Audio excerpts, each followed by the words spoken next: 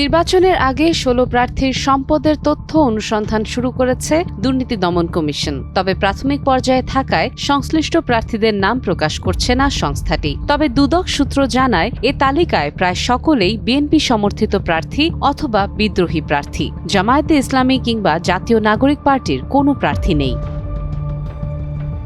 সম্প্রতি transparency international Bangladesh জানায়, এবারের নির্বাচনে ৮৯১ জন প্রার্থী কোটিপতি এবং তাদের মধ্যে ২৭ জনের সম্পদের পরিমাণ ১০০ কোটি টাকার বেশি। এই ২৭ জনের মধ্যে ১৬ জন বিএনপির এবং বাকি ৯ জন স্বতন্ত্র প্রার্থী, যাদের সবাই বিএনপির নেতা বলে উল্লেখ করা হয়। তবে টিআইবিও কারো নাম প্রকাশ করেনি।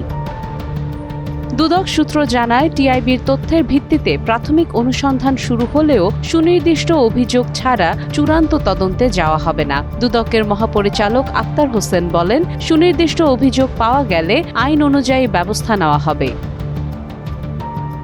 এদিকে এনসিপির প্রার্থী সার্জিস আলমের হলফনামা নিয়ে গণমাধ্যমে প্রশ্ন উঠলেও এ বিষয়ে দুদক কোনো অনুসন্ধান করছে না। পাশাপাশি জাতীয় পার্টির কয়েকজন নেতার বিরুদ্ধে অনুসন্ধান চললেও জামায়াতের কোনো প্রার্থীর বিরুদ্ধে তদন্ত নেই বলে জানিয়েছে দুদক।